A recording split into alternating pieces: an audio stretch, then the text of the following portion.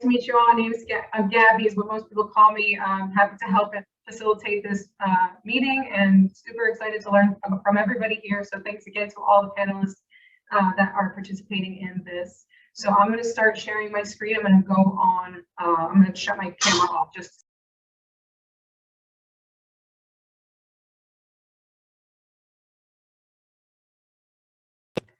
I think we lost your audio. Sorry, my dog was scratching at his bowl because he wants to eat now.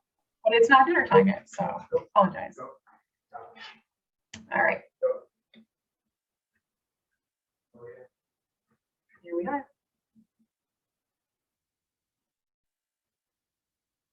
So let's get started. Everybody can see my screen. If you have any questions or anything you want to kind of bring up throughout the presentation, feel free to put it in the chat. But after every panelist, we'll have separate question and answer sessions as well. So again, welcome. And here are our social media sites. We have Instagram, we have Facebook. So don't forget to follow us, like our posts, and kind of get a feel for what we do here at SUAC if you don't know already. And some special upcoming events. We have virtual events going on at the moment. In November, we'll have a virtual garden tour and gifts from the garden night in December. If anyone is interested in volunteering or know of anyone who is interested in volunteering to help us prepare, please shoot us an email at wedigstpete@gmail.com. And I'll hand it over to Bill and Lisa for this portion.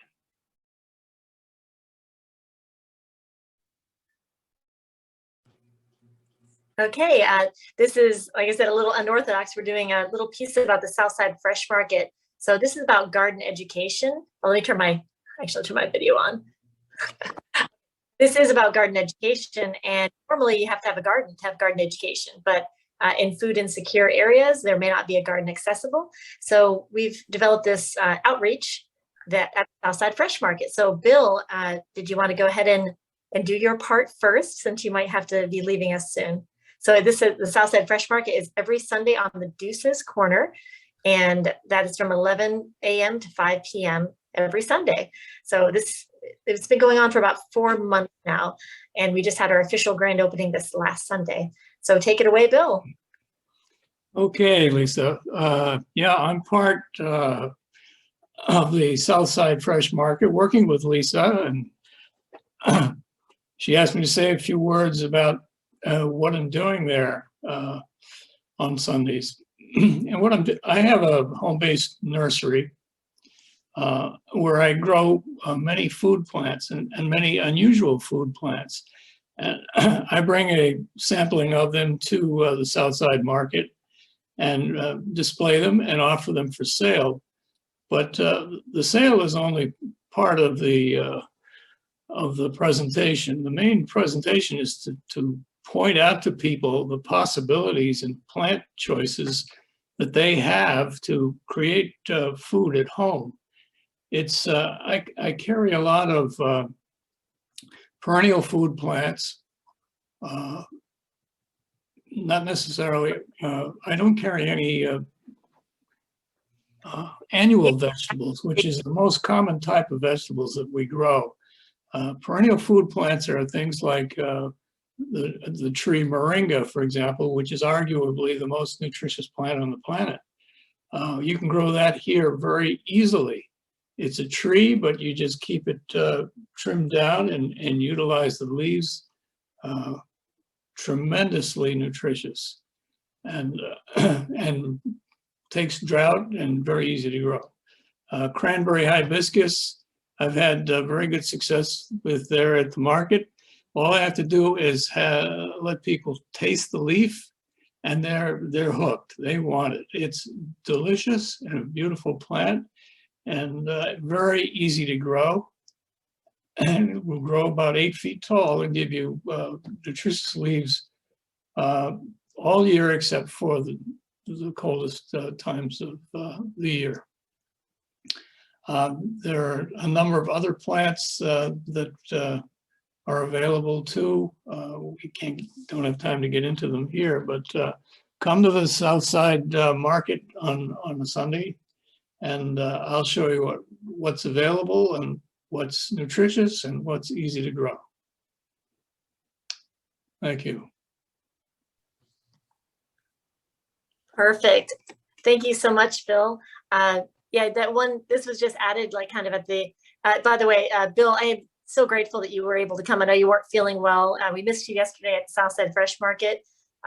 So I really wanted him to talk about specifically one interaction that he had with the cranberry hibiscus. Do you mind sharing that if your voice isn't too bad? Okay. There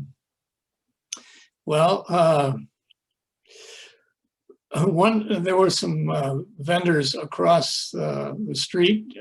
They were still part of the market, but they were across 9th Avenue, and one came, and I had her, and looked at the plants. I had her taste the cranberry hibiscus, and she was hooked, and she took it back over across the street, and there were 3 or 4 other vendors, and they all got a taste of the plant from her, and they came over and purchased cranberry hibiscus. It's just absolutely delicious. And you can eat it raw, you can eat it in salads, smoothies, or put it in cooked food, whatever. And it has some ornamental value because the color is like a maroon color to the leaves. And it gets sizable. It can get up to 8 feet or so. So it can make a nice presentation in the landscape, as well as being delicious and nutritious. So that was interesting. Thank you so much. And for those of you who don't know, Bill has a really long, illustrious background of not only nursery work, but landscaping, Florida Native Plant Society, Faith House, St. Pete Eco Village, and 15th Street, and of course has been former president of SUAC. So he is a treasure to all of us, and we're so grateful, and we hope that you get better, and we can't wait to see you back at the Southside Fresh Market. But hang around if you can. I know whenever you need to go, just you can go ahead and leave. He has a class that he teaches most Monday nights. I don't know if you want to tell everybody about the class that you teach. Well, we're working with a text called Spiritual Ecology. It's really wonderful. It's bringing ecological perspective and spirituality together. His book is a collection of essays by very well-known people like Joanna Macy, Thich Nhat Hanh, Father Thomas Berry, some very illustrious people who have written articles pointing out our ecological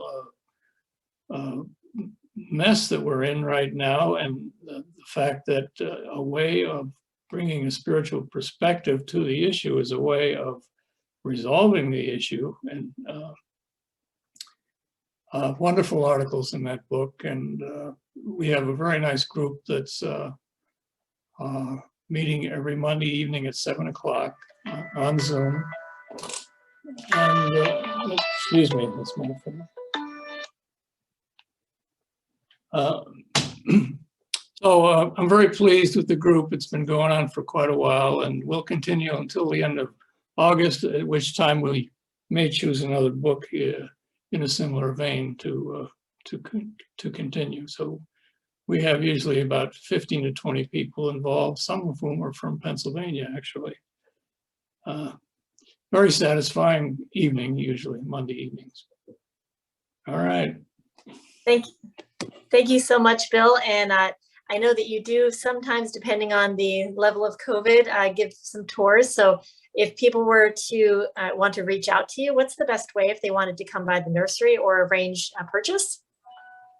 Well, it's by appointment only, either a tour or purchases. And I'll give you my email address. It's bbilodeau. So the spelling is BBILODEAU40@gmail.com. Great. And you also are on Facebook under Earth Song, correct? Yes. Okay. Thank you so much, Bill. I know you got to get going to your meeting, but like I said, you can hang out here. I'm going to go ahead and take on the next part. This is Bill wasn't feeling well yesterday, so we missed him.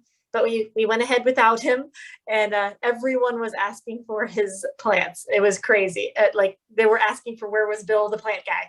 So these are some pictures from the event that we did yesterday. It was very interactive since it was for the grand opening. We kind of did like a game show. So people came up and it was a quiz show. That first one, upper left, was actually the winner of the grand prize, which was like a home hand tool set with gloves. And she successfully identified 3 plants. That was, I thought it was going to be easier than it was, but people were really stumped by the chives. They did look a little different than normal chives. And then we had globe basil and purple basil. And so everyone got the globe basil, so that's good. People are starting to know globe basil, but the other 2 were more difficult. A lot of people thought the purple basil was mint. Okay, then on the right, we have them coming up and guessing. That's Mr. Brayboy. He's the owner of Chief's Creole Cafe. He was taking a shot. Carolyn Brayboy is in the red. That's his wife, also co-owner of Chief's Creole. And she was begging him to win so that she could get the prizes. And then the bottom left, we had a group of youth come up, and they all went home with biodegradable pots and soil provided by UF IFAS Extension, Hillary here. She's going to be coming on later. So she provided those pots for my little garden demonstration. And then the bottom right is me with Ramona Brayboy, who is the founder of the Southside Fresh Market. So she couldn't make it today, but I believe Judith, I don't know if she's in here, but Judith was going to be stopping by later on. But I wanted to let everyone know that this was going on every Sunday. It's rain or shine, but we might not be there if it's raining too bad. But every Sunday from 11 to 5, there, Judith is here, yay, okay. So Judith, did you want to unmute yourself and just say something quick about the Southside Fresh Market? Hi, everyone. This is Judith. I'm with Florida Cooperative Empowered Economic Development. We kind of got behind the vision of Ramona, and we teamed up and we created this project as a seed project, the Southside Fresh Market, and it's gone way beyond our expectations. It's turning into, with the help of SUAC and all the committed vendors, I think it's turning into quite a successful organization or project, so to say. But we're there every Sunday, 11 to 5. Ramona always says rain or shine, but I tell everyone, well, you can find her if it's raining, but you're not going to find me. So we're trying to be consistent, and we're really working on long-term goals. So we have future plans to make this more permanent and to continue to grow this project. So that's what I have to say. Thank you. Thank you so much, Judith. So this has been a great partnership. We've really reached a community that we've been trying to reach for a while, just by being where the community comes. We've been at Enoch Davis Center, so we've reached out there for quite some time. So this is a new venue for us, and we're grateful for Judith and Ramona for inviting us and partnering and letting us do this outreach. So with that, I think that's our part, and I'll let you go ahead and take it back over. Thank you so much. Come on out and see you Sunday. This is just the day for the next AgAd meeting.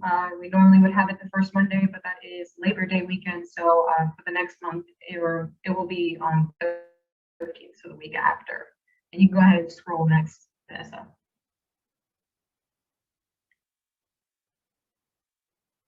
And so with our first special guest, her name is Nikki Bigda. She likes roller skating, makes her own kombucha, and likes to read. She is a garden supervisor at the Edible Peas Patch. And I know you kind of had like a pre-intro of her prior to the technological mishap, but I just want to introduce Nikki. Go ahead, Nikki, you can take it away. And Vanessa, go ahead and scroll on next to the slide.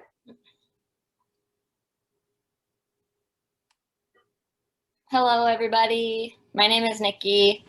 As Gabby said, I'm the garden supervisor for the Edible Peas Patch project. You can scroll to the next slide. So Edible Peas Patch was started in 2009 by an environmental studies professor at Eckerd College. It's a 501c3 nonprofit, and we go to 8 elementary schools in Pinellas County. In 2009, Edible Peas Patch was having some, or no, not 2009, 2018, they were having some financial issues. So they asked if another nonprofit, Our Club Childcare, would adopt them. And they said yes. So since the beginning of 2019 or like end of 2018, we've been powered by our club. We're still the same. Edible Peace Patch runs pretty much the same as it always has, but now we have a financial backbone. So it's been a pretty successful partnership as until now. These two photos were taken at Sanderlin Elementary at a class I taught during COVID, actually. Typically during the school year, we'll teach 25 classes per semester, but because of COVID, we couldn't have volunteers in the school, and it was just, the cross-contamination wasn't gonna work, so I only taught 2 classes by myself, and it was actually really successful. These kids got to pick these bananas right off the stem and eat them this particular day, so that was awesome. You can scroll to the next slide. So the way that Edible Peace Patch works is we do 2 8-week programs in the fall and in the spring semester. We'll typically do 3 to 4 classes at each school. So that's about like 24 to 30 classes, depending on how many.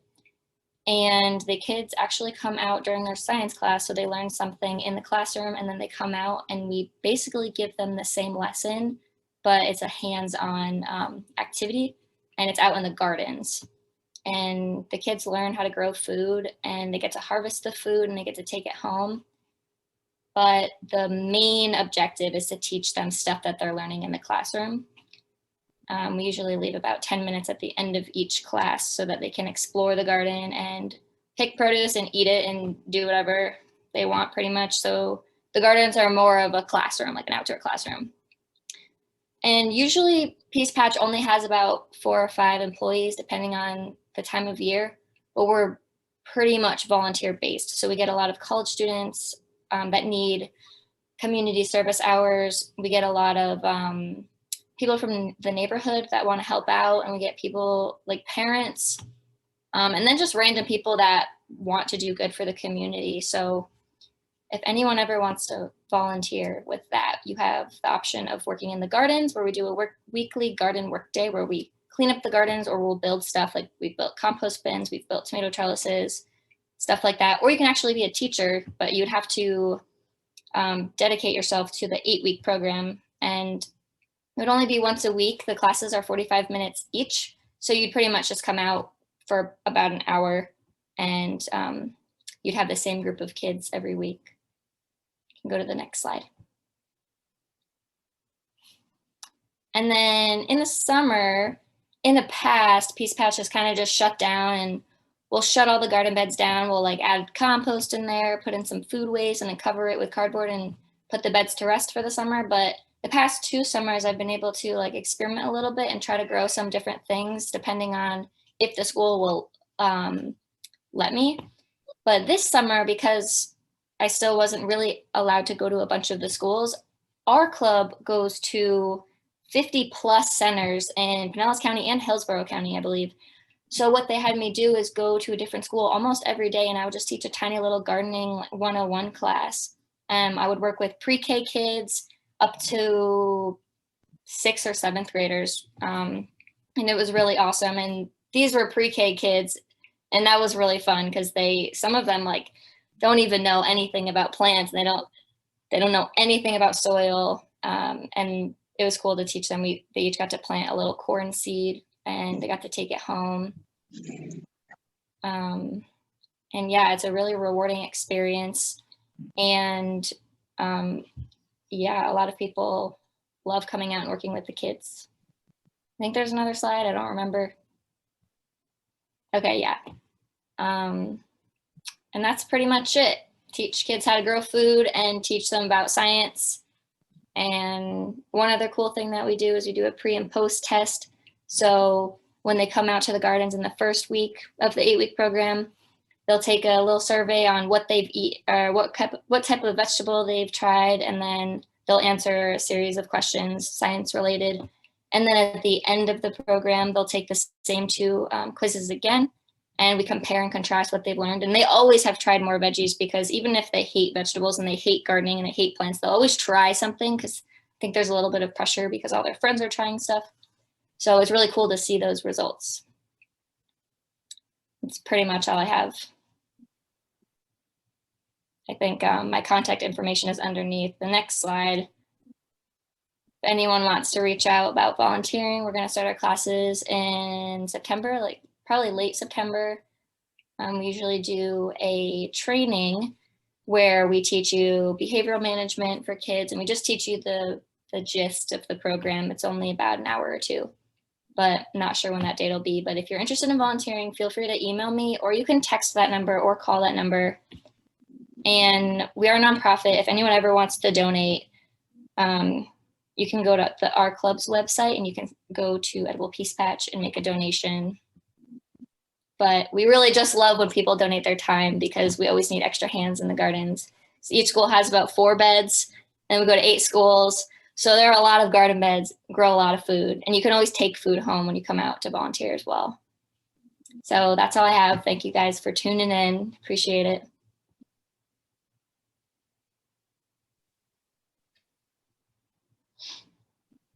Perfect. Thank you, Nikki. And you can just scroll down to the next one, Vanessa. So now we can just have time for questions now. If anybody has any questions, feel free to write it in the chat, or you can take yourself off mute, however you want to do that. But I want to just start off with a question real quickly. So for Nikki, what challenges does Edible Peace Patch face when working within the school system? When working with the school system, especially because we go to 8 schools, that's a lot of people to communicate with. Communication is the biggest issue. People are always coming and going. Principals are leaving, new principals are coming, and head plant operators are always changing. So yeah, that's the biggest thing. For example, once we got a mulch delivery at one school, and mulch had been delivered in that same spot at that school for over 5 years. So I did it one day randomly, like I do like multiple times a year. And the principal had just suddenly changed, and they got a new principal, and I didn't know. And they were extremely angry that we got a big pile of mulch delivered in that spot. And it was just lack of communication. But I actually used Time Bank and got a group of people to come and move the pile of mulch. So that was really cool. That was awesome. But yeah, and then there are different people mowing the lawns all the time. So I've had plants cut down, like trees cut down, people weed whacking like the bottom of the passion fruit vine and just killing the whole thing. So just stuff like that. Just communication is really hard because it's literally impossible to be on the same level of communication with hundreds of people. That's pretty much the challenge. That does sound like a little bit of I don't know if Sheena has her hand up. Sheena, did you have it up? No. I think No, someone put a question. What are the requirements for volunteering? Oh. Lisa asked, what are the requirements for volunteering with kids in your program? Really, the only requirement is that you pass a level 1 background check. And if you reach out to me and want to volunteer, I have a link to that form. It's super easy. It takes like 5 minutes to fill out online. That's pretty much it.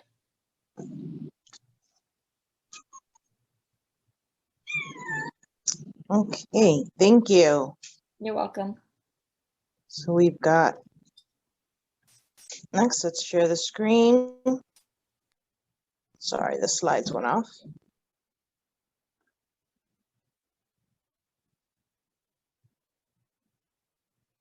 So next we have Miss Sheena. And that's me. Hello, hello. How are you? How's everybody? Good evening. My name is Sheena Qualster-Fries. I'm the CEO of Kidsonomics. And I say it like that because I only educate children. I started my company back in 2013 based off a prior career in banking. I spent like 25 years as a VP in a bank in New Jersey, if you can't tell the accent. 13 to 14 years in education and various other careers. As you can see, I like collecting dolls. I do not like cooking. That's why I only master boiled eggs. And when I was little, they used to call me Little Big Mouth because I would talk a lot. So that's a warning right now because I know we're limited on time. So if I'm talking too long, someone needs to tell me. Next slide, please. Kidsonomics, this is an LLC, that's trademark. And the logo, or I should say the artistic work here, was done by a time maker artist. Thank you very much. Next slide, please. I teach I have quite a bit of curriculum that I created. And this is one called Sweet Potato Economics. And it's based off of budgeting, that in your household that you waste a lot of food as agricultural family here, we know that. And so many ways that you can utilize different aspects of food that you normally throw out. And that would help you with budgetary issues. So I cultivate the understanding of money management, strengthen financial wellness as adults. And part of a household budget, which takes a lot of the money, is food and of course paying for shelter. Next slide, please. This is some statistics from 2015. And when I moved here in 2015, I was just flabbergasted at the fact that it was, first of all, a food desert.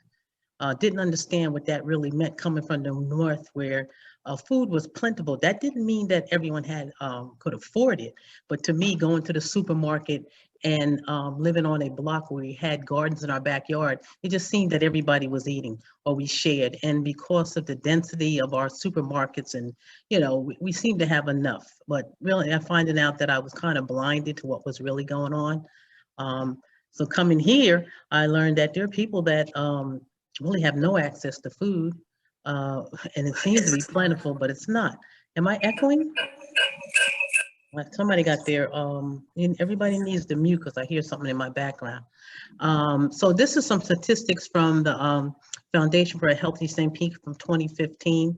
And even people, they had some statistics with respects to people going to bed hungry and children, which is my heart. Next slide, please.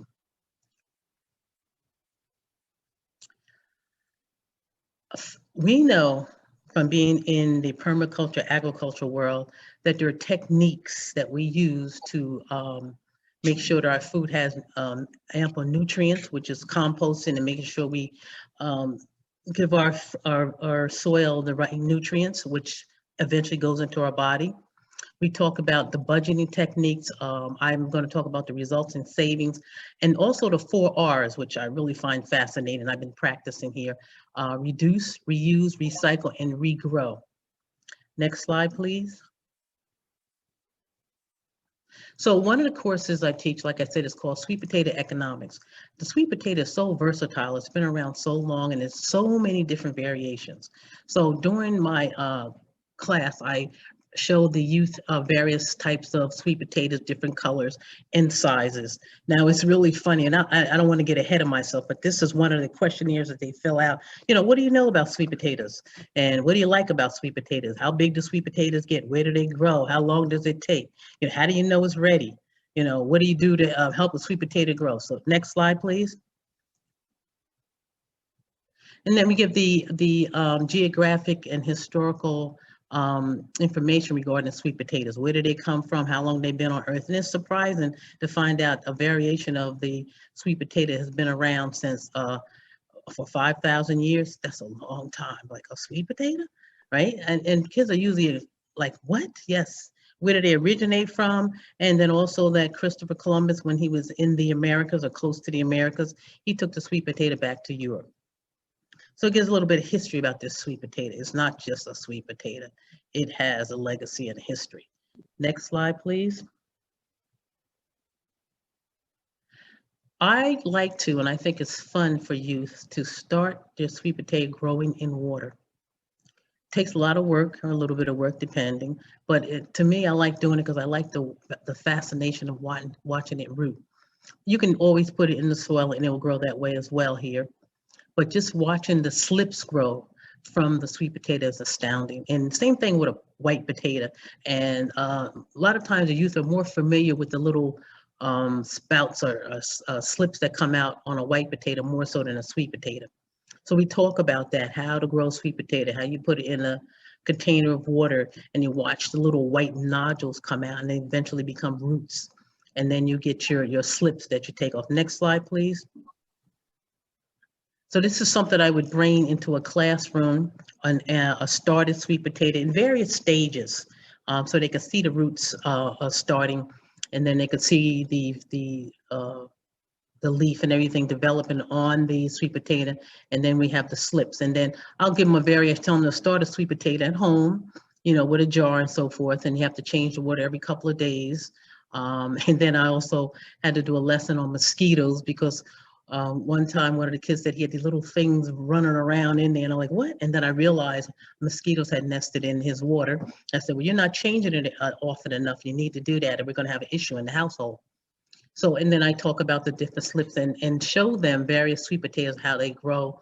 If you can see in the left hand, that's sweet potato, and how the little shoots are kind of like reddish. I show them purple sweet potatoes, various colors. Next slide, please. If you have any questions, you can ask me during the presentation. Also, if I'm talking too fast, let me know that as well. But I'm actually talking slow for me. So, somebody laughed. While I was, I guess it's about Nicole was over at the PTech Center, the gardening center over there, about 3, maybe 4 years ago. I had the opportunity to work with a group of young ladies. We grew sweet potatoes, and they grew with the process I was showing you, and we planted them in a couple of beds, and it was amazing how many sweet potatoes we actually were able to harvest. So you get these tubers and they grow in the ground, and then, it's like, how long does it take? For me, it takes about 4 months. And when to harvest them, how to do that is all in the process. So I tell the students, you can grow a sweet potato in like a 5-gallon bucket, and then you can grow it at home. So this is one of the things you can do at home to save money. And we'll talk about the budgetary aspect of that. Next slide, please. And this is even funny because, well, it's not actually, but you get a lot of nutrients out of a sweet potato. I mean, here we kind of dress up a sweet potato. We'll put a lot of butter on it, which not good. And we'll put a lot of maybe some honey, sugar. But basically, if it's grown properly, I think, and if you give it the right nutrients, it has its own sweet taste. That's why it's called a sweet potato. You don't need to dress it up with whipped cream and all the other amenities and condiments to give it taste. It really is different when it's homegrown in really rich soil. So as you can see, we talk about the nutritional value of a sweet potato. And I won't even go over that in the various slides. And this is what they look like, and it's funny. Well, next slide, then I'll go through what I think is really funny. Here is a bunch of sweet potatoes we grew, and this is about 2 or 3 years ago. A bunch of youth grew this, and a couple of them we picked beforehand, and I explained to them why they were different shapes, or maybe because the soil, and some of them some of the youth grew the sweet potatoes at home. So they brought them in. They're like, look at this one. Something's wrong with it. It's too long. It's this. I said, maybe your soil was compacted when you did this. I don't know what kind of soil you put it in. It's various reasons why it didn't grow. You might have pulled it out ahead of time or too soon, but you can see the various shapes. So if you think about it, when you go to the store, sweet potatoes seem to have a nice shape to them. So I always kind of wondered about that. And so I asked someone in the store, I said they discard the ones. I think there's services now, you can go online where they call ugly fruits or vegetables, or I forgot the name of the store. It's not right vegetables, and you can buy, there's nothing wrong with them. We as consumers are just so accustomed to this nice, attractive, either a oval shape, long sweet potato, just like a regular potato. If it looks kind of funny, they think it's deformed, but it really isn't. Next slide, please. And then I talk. We got a question. We talk about the soil, the type of soil that is required for a sweet potato. I talk about the vines, the anatomy of the sweet potato, being fertilized. And then we go back to the nutritional value of a sweet potato. Next slide, please. Now I'm running through this fast because normally that would take much longer, but I have quite a few slides. And then, of course, this enters into kidsonomics, the budgeting aspect. How does this fit into your budget, a sweet potato? And I said, is that a big deal? I mean, does that mess up your budget? Well, let's think about this. How much is a sweet potato a pound? And most people don't realize, especially youth. I like, you got to check the poundage of sweet potato. Just like gas fluctuates up and down, has an impact daily or weekly on your budget, so can a sweet potato. And that sounds ridiculous, but next slide, please. It's a roller coaster. It really is with food, certain foods. You have to kind of know when to buy them and when they're overpriced or higher than normal. Sweet potatoes usually go up in price around the holidays. Sweet potato pie causes sweet potatoes go. That's the supply and demand. The supply may not be depleted, but demand has increased so they can charge more in the store. So I have students kind of watching an item of produce in the store and watch this fluctuation and try to figure out why is it doing it and what impact does it have on your budget. I mean, 40 cents is really no big deal. But when you're talking about a sweet potato being $1 a pound, and some of them are quite close to 2 pounds, that's $2 for a sweet potato, you know, and you got a family to feed and say everybody wants a sweet potato and there's 5 of you in the household, that's $10. Really? And I could have grew that sweet potato and probably had about 100 pounds? So that impacts the budget. And those little small things, there's another curriculum that I teach, pennies matter, penny wisdom, pennies make a difference. If you understand the concept of saving every penny, that it does make a difference, it has an impact on your budget, you'll understand the fluctuation of a sweet potato and why it's important for you to grow your own. Next slide, please. And then we talked about the versatility of a sweet potato. It's not just a sweet potato. I could do a lot of things with the sweet potato. And I tell the youth that you probably have some innovative ideas and cuisines that you created with a sweet potato. So here are some of them. You can fry a sweet potato. You can put them in a stew. You can make sweet potato pie. You can make sweet potato bread. Of course, sweet potato chips. You can make your own sweet potato chips if you know how to dehydrate. And that's another thing that I also show youth how to do, how to dehydrate certain fruits or vegetables, especially the ones that are plentiful here in Florida. Next slide, please. Like our star fruit, delicious dehydrated. I was amazed how much sweeter it was dehydrated.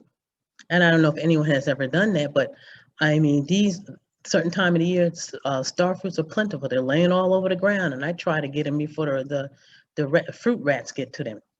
So there also is a savings that makes a great snack. And this is also another little course that I do. I talk about the same as the sweet potato, nutritional value of a star fruit, the carambola and the different names. When I was living up north, they were hard and sour and never did like them. And I think they were picked ahead of time. They weren't harvested during their peak.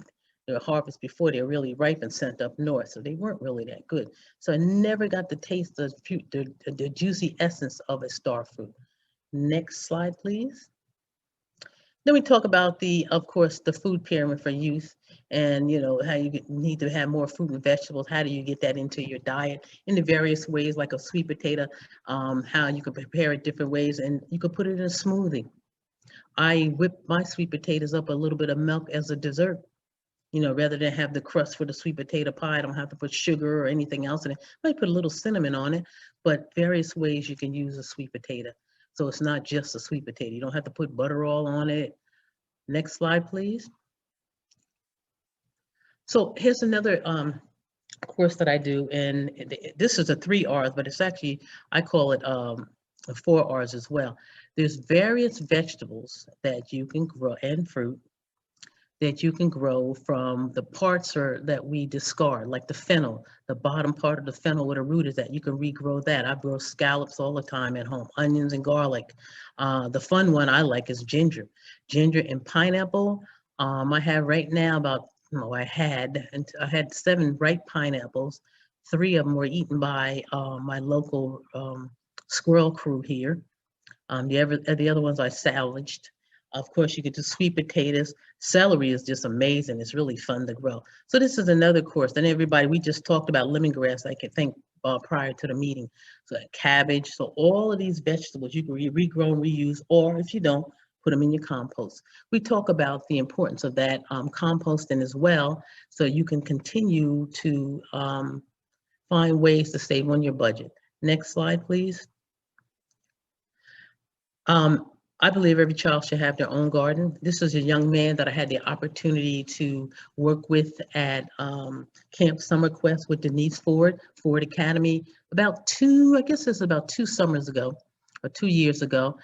He cleared the whole ground. There was nothing there but weeds. The soil was rich. This is in the back of a church on 62nd Avenue.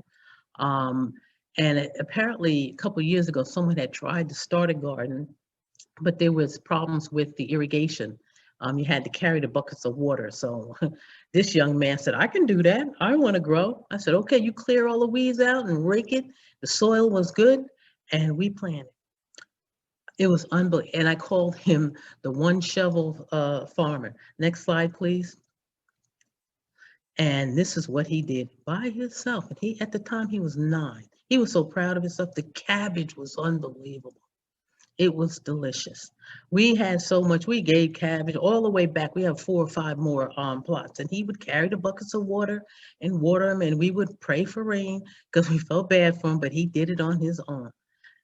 He was so proud of himself. Even to today, I met him, ran into him about a couple weeks ago, and he said, I'm still gardening. I garden in buckets. Next slide, please. This is when I was over at PTech, and these are some of the sweet potatoes we had planted. I guess it's about 3 or 3.5 years ago with Nicole Brand. Next slide, please. And I think this is Gathering of Women, their youth. And I can't remember if somebody will correct me. I believe this is okra. So tall, but we were planting with the youth and explaining. I was telling them you can dehydrate okra, although I don't like okra that much. You could freeze okra. I don't know what else. You can make different okra stews with okra. Next slide, please. And I believe we're to the end. This was the class that I was teaching with at one of the schools for 21st Century I class. I had the opportunity of teaching at 3 or 4 of their after-school programs about 2.5 years ago with Denise Canning.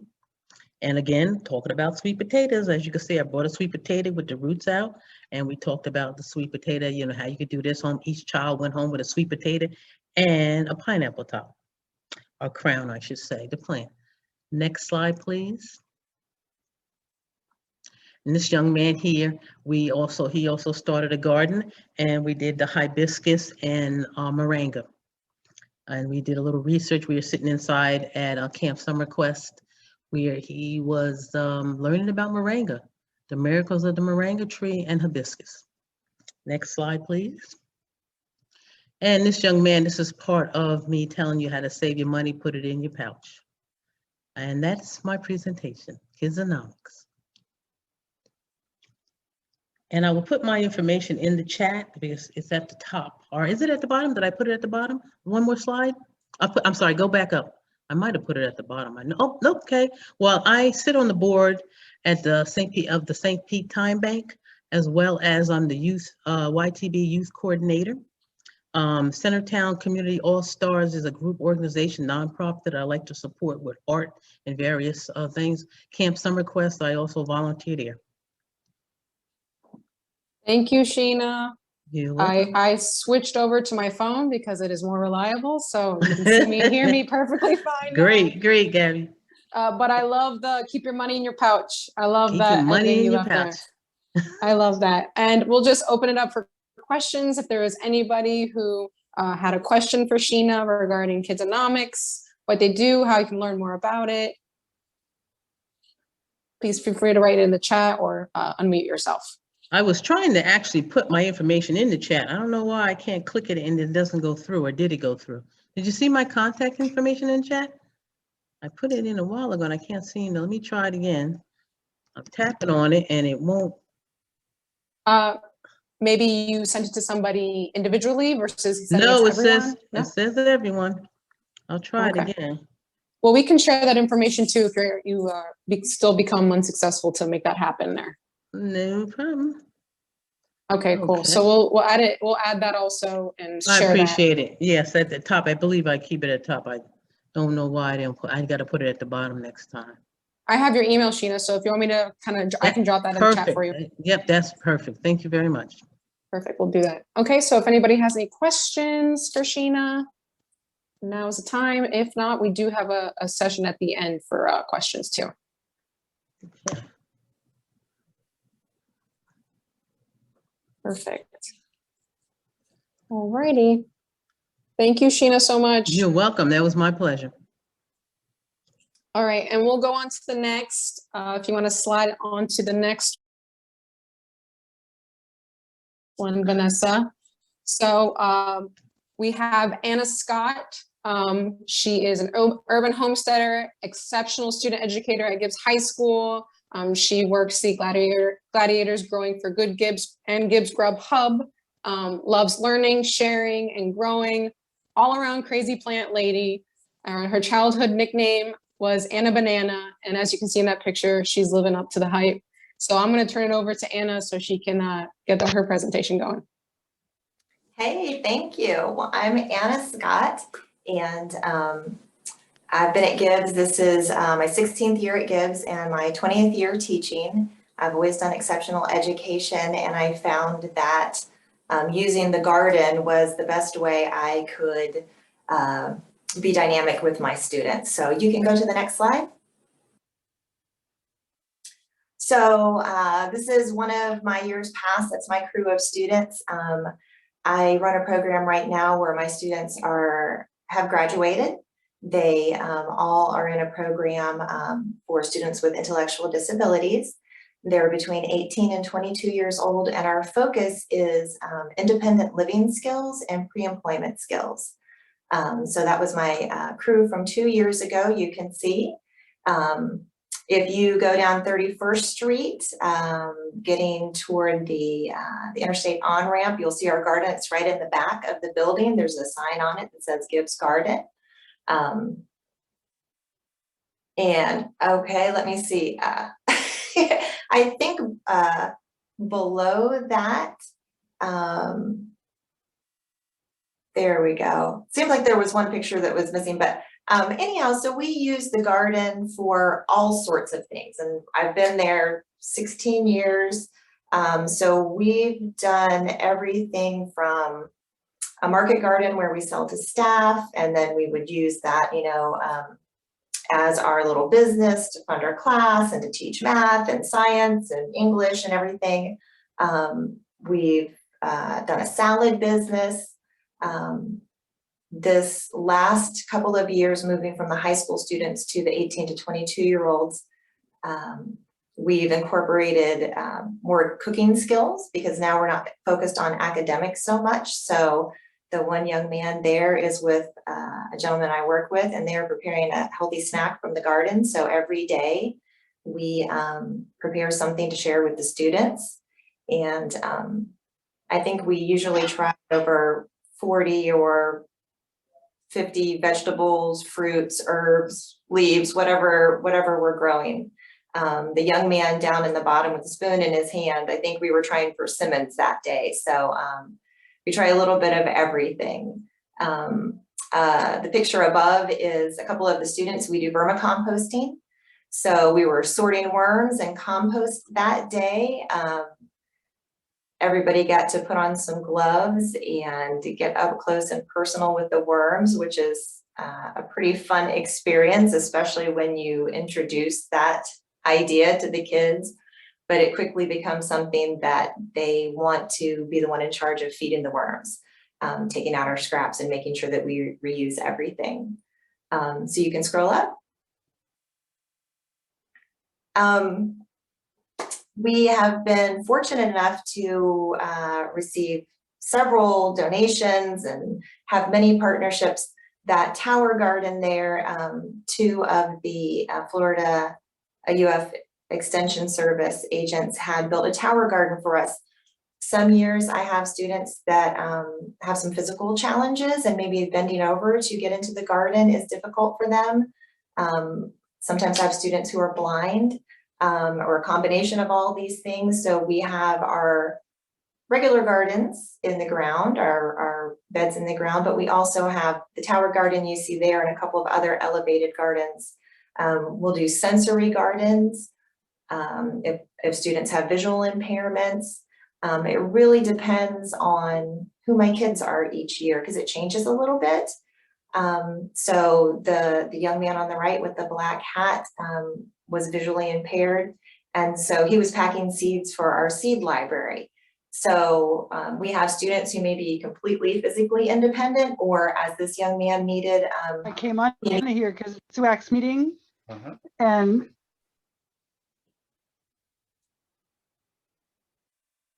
okay, can I go ahead?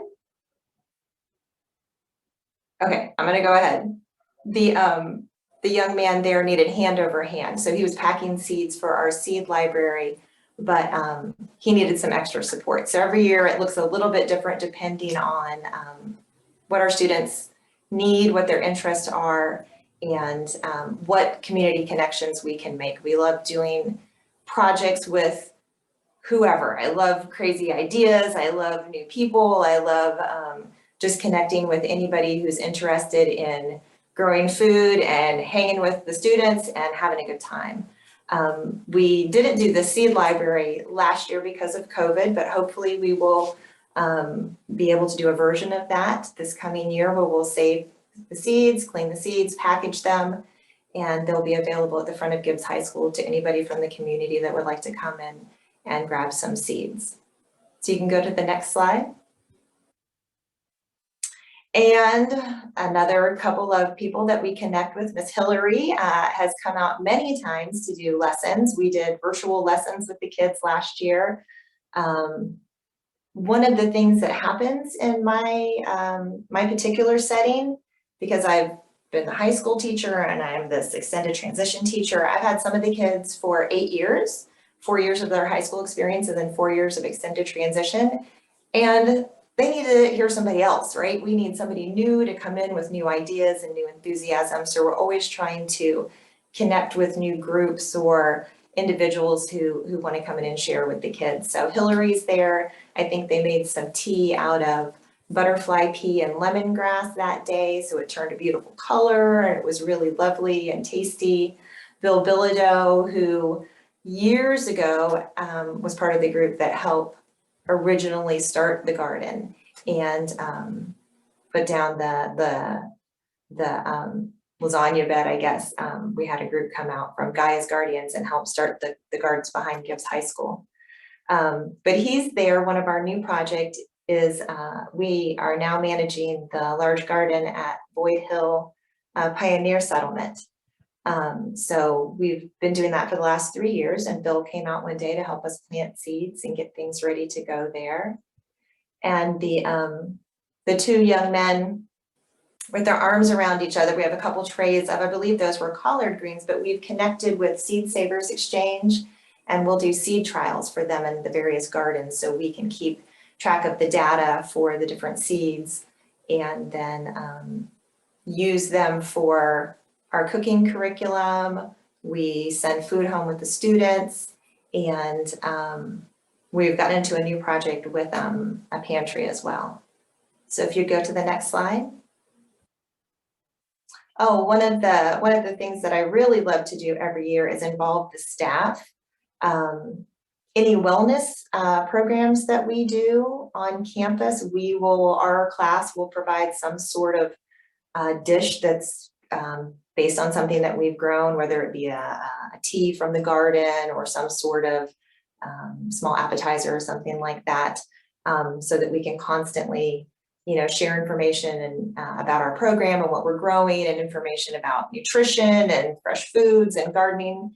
And this table was set up, this was a prize table from a garden scavenger hunt and activity we had with our staff. So they got to come out, play around in the garden for a little bit. We had a lunch for them, and then this was the prize table after they completed their scavenger hunt. And you can go to the next slide. Some of the connections we've made over the years have been with science classes, coming out and using the gardens. It's open to any of the students and staff at Gibbs to come and access the garden for whatever they might want to use for their classroom. The students there with the bricks were painting, those are bricks from the original Gibbs. So we had a bunch of them that were stuck out behind the school, and we're using those as our plant markers. So that art class was painting the vegetable names on there for us so that we can have those as plant markers. One of our new projects is an on-campus pantry. We've partnered with All Children's Hospital, and we now have an on-site food pantry that, as part of our employment training for the students, they will practice stocking the shelves, keeping inventory, all of the food safety measures. And the students named it, we did a school-wide competition, and it is the Gibbs Grub Hub. And the young lady up in the corner in the mask, she is from one of the, it's called our Bigda Business Education program, and she designed the logo for the Grub Hub. And so All Children's was fabulous enough to make a nice little sign for the door. So she was there posing with her logo that she developed. The picture at the bottom is one of our displays for our latest project, which is the pantry. So we just launched that this last February, and All Children's sponsors the pantry. It's everything you can think of, from frozen meats to fresh fruits and vegetables to canned goods, eggs, cheese. I mean, just, it's like a little grocery store. And our students would, again, practice stocking, practice food safety, inventory, all of these things for their employment training, prepare the food to pass out to any student, staff member, and then we would do that twice a week. And then now that we have all of these gardens and we have a pantry, we've combined those ideas, and we have the pre-packed food that is purchased from All Children's, and then we have our fresh vegetables, and we have a display table there where we have, I think it's kale and lettuce and herbs and peppers, and we have a couple of information sheets out. The students would come through, students or staff would come through, pick their pre-packed bags, and then they had like almost like a choice table where any of the fresh fruits and vegetables, somebody would be there manning the table to maybe describe what they were, talk about the nutritional value, talk about ways to use them in recipes. And it was great because I love to hear how people use the food that we grow so that we can grow what they want to use next year, or we can then do it in a cooking class. So that's a picture of that. So go to the next slide. And I guess that's it. We just found out today that we were awarded a grant. All Children's Hospital partnered with us to write. So we just received a Whole Kids grant from Whole Foods. So we'll be utilizing that to hopefully come up with some new projects this year at Gibbs and at Boyd Hill. The Family Nutrition Program from the Farm to School has been a great supporter of us and helps us out with plants and soil and compost every year. We've worked with the Florida Farm Bureau, Eckerd College interns. So we love new ideas, new people, any sort of project. So if anybody has any wild ideas, they want to go, I want to do this with a garden, call me, because I'll do it. Anything that's fun and educational and moves the kids forward and connects them, provides the social skills, the communication skills, and all of this gives value to the kids in their community, which is so great to see. It's so good to see them doing something as important as growing food, knowing about their food, and sharing that information with others is just the best thing ever. And that's it. Perfect. Thank you so much, Anna. We truly, truly appreciate it. And for anybody that's in the meeting or who will watch this later recording, are there any projects you have coming up that anybody can help volunteer in? What do we have going on coming soon? Well, we grow some cover crops during the summer, so it kind of looks like a jungle right now. It's a little, the gardens are a little crazy. So we'll be doing a cleanup at Boyd Hill on Saturday, August 14th from 8 to 10 in the morning to avoid the heat as much as possible. And then on site, we'll be working during the day, school day, starting Monday, I think the 16th, to clean that garden up and just prepare for planting probably in September. I don't know that I have an email, but I can put the email in the chat. Anybody who's interested in volunteering or coming out, just contact me and I can give you the information on how to do that. Perfect. Thank you, Anna. And if anybody has any questions, feel free to ask now or to put it in the chat. Anybody has any questions for Anna?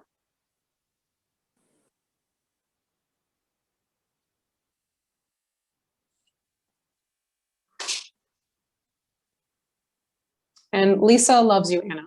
She just loves you. I just love her. She's such a tremendous, tremendous support and just like a little ray of moving sunshine. Yes, that she is. All right, well, we'll move on to our next panelist. Thank you so much, Anna. If anybody has any questions, we'll do questions again at the end. Thank you. All right, and last but certainly not least, we have Hillary Miller. She works for UF IFAS Extension in their family nutrition program. She likes to travel. She's a sci-fi nerd and a visionary artist. So happy to have you on, Hillary. Take the lead. It's good to be here, and I'm glad you worked with me because I was like hopping from place to place to place. It's been a full Monday, and I completely agree that this is a ray of sunshine sitting over here. It probably says Lisa Pineda on my screen, but you know, it's her iPad. And she actually took this picture of me, the little, you know, the plant life in my hair forming a wreath. She made that little wreath. She was like, oh, this is so cute. Let's just do that. And it's wonderful. So that's what we did. Okay, next slide. And so what I do currently is teaching healthy cooking and budgeting classes. We go all around Pinellas County and we teach families how to survive, you know, like if they're low income, to make a family that can feed family for a meal for like $10 or less. But there's also a gardening component that's wrapped up in that. And it's really awesome to teach people how to eat fresh fruits, vegetables, and get to teach about gardening and sometimes actually take the things from the garden and put it in there. I was at the Southside Fresh Market a couple Sundays ago, and we had some plants growing and we were making smoothies. So it was really cool just to take, oh, let's put some moringa in here. Let's put some cranberry hibiscus in there, things that people may not be familiar with, but that they can buy at the market with their SNAP dollars. All righty. So another picture is opening the kitchen at St. Pete Free Clinic with my coworker and 2 other master chefs. I got to play sous chef to 3 master chefs that day. So we branch out in all kinds of areas. Next slide. All right, so I'm talking mostly about the senior component. We teach pre-K all the way up to seniors, but I know everyone else was covering other age groups. We have a curriculum called Seniors Eating Well. And these are some slides from it and examples. It's 8 different lessons. We talk about what whole grains are, seasoning food with herbs in order to try and lower sodium, eating well, and everything we teach is based on the My Plate plate. So My Plate is the current standards of the best way to eat. It's a literal plate. When half your plate's fruits and vegetables, you get about 1/4 of your plate trying to get whole grains. They say at least half your grains, whole grains.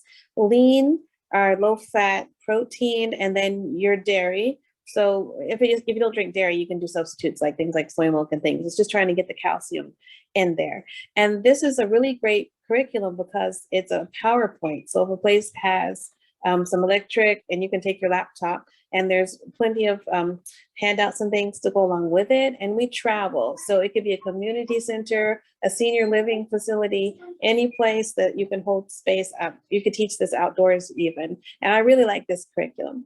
Next slide. All right, this is a project that I am super, super excited about. And it's just near and dear to my heart. So back in 2019, I started teaching classes to the seniors at Enoch Davis Center, and they expressed to me the fact that they wanted to have a garden there, but they were being systematically ignored. They were told they weren't stakeholders and they couldn't have a garden. Nobody really did anything. So I took a couple of months and talked to who was our previous food systems person, and we got a garden put in, and it was fabulous. So the garden was rolling. People could take plants home. They could eat. We had okra, we had lettuces, and all kinds of herbs. They were making peppermint tea. And then, you know, what happened in 2020? We all know what happened. COVID, so it kind of laid fallow for a year because seniors had to stay home to be careful. But there's a new manager, and there was some concern that the garden might go away, then we wouldn't be able to use it anymore. So I kind of assembled the troops, and we had a meeting, and we've been going back to the garden, getting it ready again, taking out old plants, putting in new plants, loving on it, nourishing it, and it's going to be like fantastic. It already looks 100% better than what we saw. Next slide. All right, the fabulous Lisa Pineda, who needs no introduction. She's helped partner SUAC with the therapy garden, and you can see Billado, and then my partner that works there, India, probably know Veronica, Tina, and Daniel. But it's an intergenerational project, and one thing that's so special is that anyone can work at the project. Anybody can volunteer, and we aren't just putting plants out there because it's for seniors. We're being careful to have raised beds as much as possible. UF IFAS has provided knee pads for seniors to kneel on when they're working, and shears that are actually good for hands in case someone has arthritic hands or hand issues. We're getting adaptive equipment for people who want to work in the garden. And we're also making sure everything is ADA compliant, so it's accessible if somebody's in a wheelchair or has a walker, so that everybody will be able to enjoy time in the garden. Next slide. All right. So there were a whole bunch of plants that were just not serving any purpose. They were just hanging out, and they'd been there for years and years and kind of neglected. And while I do enjoy plants that take little maintenance, they're not really providing food. So we're actually expanding the project. It's inside the courtyard in the middle of Enoch Davis, but we're also going to do some outside. There are some mangoes, and there's an avocado tree that have both been planted, and we have sweet potatoes. And the idea of this is to be a sustainable garden that continues into the future and helps, because Enoch Davis is actually in one of the food deserts. And on the outside by that wall behind the truck, we're going to put native plants that are still edibles. And that's really great because it's another way to introduce the idea of native plants, and it kind of helps with the pollinators. And it will also be something that people weren't familiar with, so they'll learn about new ways to grow new plants, and it's just going to nourish the community. Next slide. All right. So we have many people involved, many agencies. Dedicated Senior Medical Center donated 3 yards of organic potting soil from Lufkin's, which is super important because we have sand here. We really don't have soil. So I was happy to get that. We have the support from the City of St. Petersburg and Enoch Davis Center, partnered with Simply Health. Simply Healthcare is going to be expanding the project even further. It's all still in development, but the idea is for this area to be a place where seniors can just pull away, just a respite. They can come out, look at the garden, get some food. And when nutrition education classes are taught here, and when we are cooking again for seniors, we can go right outside and get the ingredients for whatever recipe we're making. So it just all ties in together into the community. Next slide. And then finally, these are just my the partners down here: UF IFAS Extension, Family Nutrition Program, City of St. Pete, SUAC, of course. Moon Landing donated the first plants to help get us going and time. And we're looking to expand. We might have more volunteers as we go. And I know that there's a garden work day every month on the 3rd Saturday of the month. Thank you.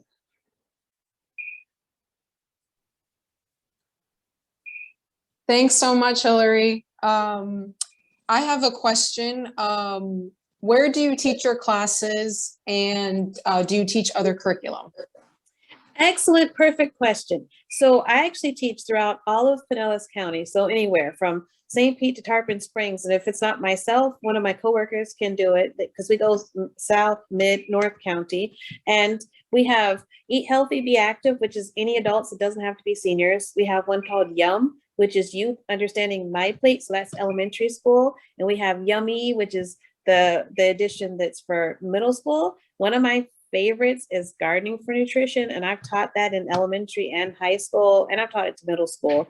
And I love gardening for nutrition because you can change it, the curriculum, you can pick and choose what you want to teach. You don't have to just teach each lesson in order. So it's more flexible. We have another new curriculum just based on whatever's growing in the garden that I want to try out with the gladiators growing for good. And yeah, there's just so many things. The best thing to do is just to contact me about classes. And I have to say, this is my last month as a nutrition educator because I'm phasing into a new role, which is even better. I'm going to be a public health specialist and a food system specialist in September. So I still will be working in the community and even more. And in fact, I'll have Pinellas and Pasco County. Wow. Okay. Yeah, you have a lot going on. It's amazing. It's really inspiring and cool to see all the amazing things that you're doing for the community. So thank you so much. Thank you. I stay busy. Yeah. If there's any more questions from the audience, feel free to unmute yourself and ask, or write it in the chat. And if not, we shall move on. And if there's any questions, burning questions that come in after, we can try and get it to the panelists and then get back to you after. All right, Vanessa, you can go ahead and scroll to the next one. So just a couple community announcements. As Anna kind of alluded to, the Boyd Hill Park Pioneer Settlement cleanup on Saturday, August 14th. Oh, I'm already thinking October. August 14th. Volunteers and donations are needed at the Gathering of Women Food Pantry Tuesday through Thursdays, where we need that support. I don't know if any other panelists have other community announcements they want to make, or if anybody in the audience has a community announcement they want everyone else to know about. Please feel free to mention it now.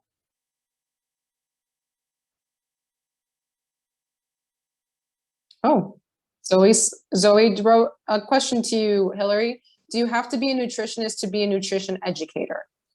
That's a good question. You don't have to be a nutritionist to be a nutrition educator. You get certified in different areas, but you're provided all the training you need. So we're not counseling people about their health issues. We're just telling you the best practices, like the best way to go about eating and being healthy and how to stay active.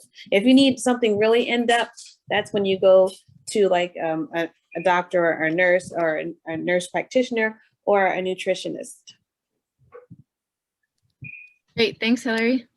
Oh, thank you, Zoe. It was nice to meet you too, by the way. Yeah, Zoe,